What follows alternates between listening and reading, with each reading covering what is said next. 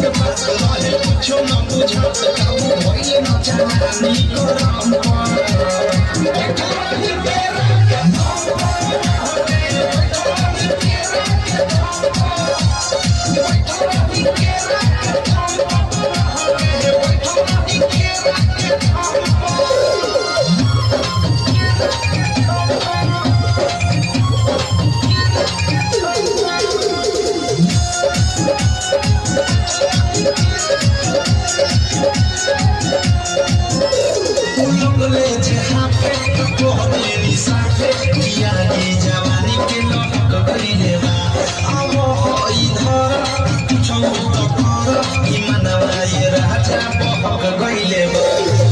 Let's